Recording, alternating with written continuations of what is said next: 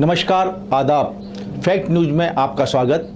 आज हम आपको ले चलते हैं ग्रामीण क्षेत्रों में बैंकों के मार्फत सरकार की सभी योजनाओं के भुगतान के साथ केंद्र सरकार से चलने वाले 1 रुपये का बिना बिचौलिए और दलालों के भ्रष्टाचार और कमीशन के पूरा रुपया आम आदमी तक पहुंचाने के लिए देश की पहली ग्रामीण बैंक चेस्ट ब्रांच का शुभारंभ पाली जिले के रोहट में किया गया। केंद्रीय मंत्री पीपी चौधरी ने बताया कि विभिन्न योजनाओं के बजट के सीधे बैंक खाते में जाने से प्रतिवर्ष 70,000 करोड़ रुपया बिचौलियों से बचकर सरकारी खजाने में जाएगा। कि सरकार की कई योजनाएं हैं, भारत सरकार की कई योजनाएं राजस्थान सरकार की हैं, तो उसका डायरेक्ट बेनिफिट ट्रांसफर जो हैं उनके खातों में सीधा पहुंचे, बिचौलियों के पास नहीं जाएं। क्योंकि आपको मैं ये बता दूं कि हमारे भूतपूर्व प्रधानमंत्री जी राजीव गांधी क्या करते थे, जब दिल्ली से 1 रुपया चलता है तो जो लाभार्थी हैं जिसको पैसा मिलना चाहिए उसके पास 15 पैसे पहुंचते हैं और 85 पैसे जो हैं बीच में रह जाते हैं।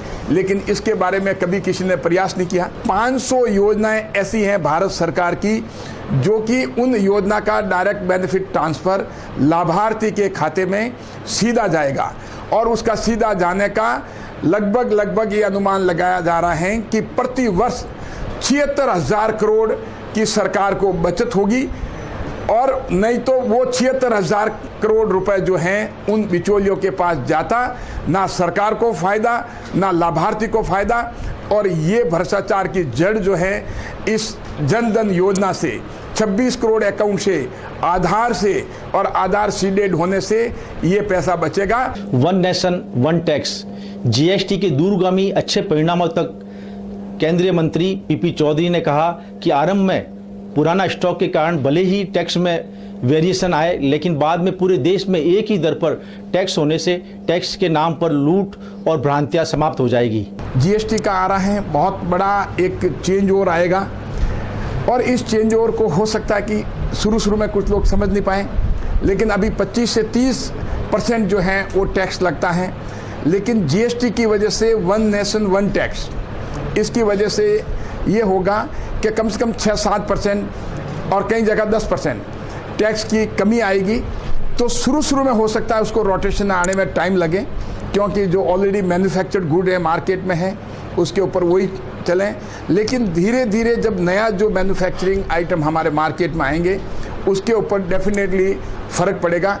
और ये स्लो मोशन में जो फ़र्क पड़ेगा वो इकोनॉमी के लिए भी ठीक है, आम जनता की सुविधा के लिए भी ठीक है, मैन्युफैक्चरर के लिए भी ठीक है, कस्टमर के लिए भी ठीक है और ट्रेडर्स के लिए भी ठीक है।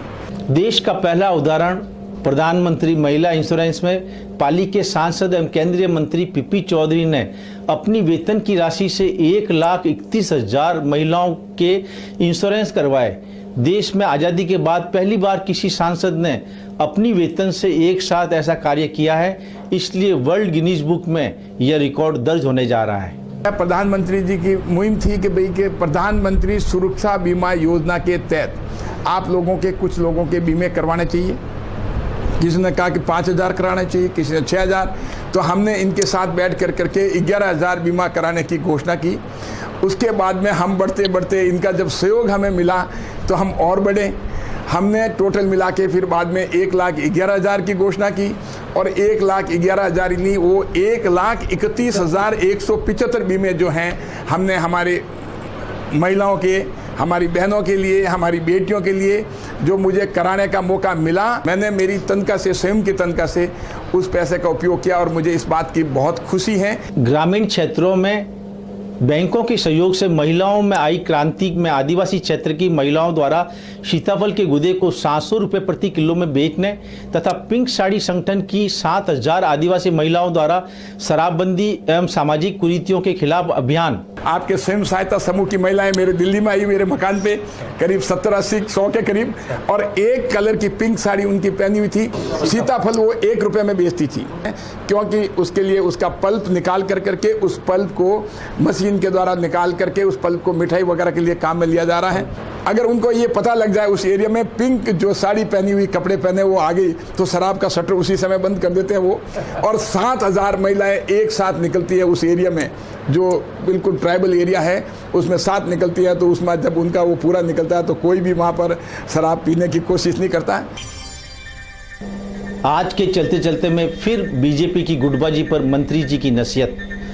बीजेपी के विधायकों की आपसी गुटबाजी पर सार्वजनिक समारोह में आलोचना तथा शिलालेखों पर नाम नहीं लिखवाने से प्रेरणा लेकर आज बीएसएनएल के प्रबंधक ने भी शिलालेख पर विधायक और जनप्रतिनिधियों को राज्य सरकार के नेता बताकर नाम नहीं लिखा, लेकिन मंत्री पीपी चौधरी ने शिलालेख का पर्दा वापस बंद कर सख्त मैसेज दिया और कहा, एक पत्थर कहाँ का कहाँ रह जाता है। लेकिन भारतीय जनता पार्टी जो है पूरी एक टीम वर्क के रूप में काम कर रही है, पूरे पाली में, पूरे प्रांत में और पूरे देश में और पूरे विश्व में सबसे बड़ी पार्टी। 2018 के चुनाव में गुटबाजी क्या, गुटबाजी की तो बात बाद में बता रहे हैं आपको। 180 सीटें आएगी 200 में से, फिर अगर गुटबाजी होगी तो कैसे आएगी। Thank you sir.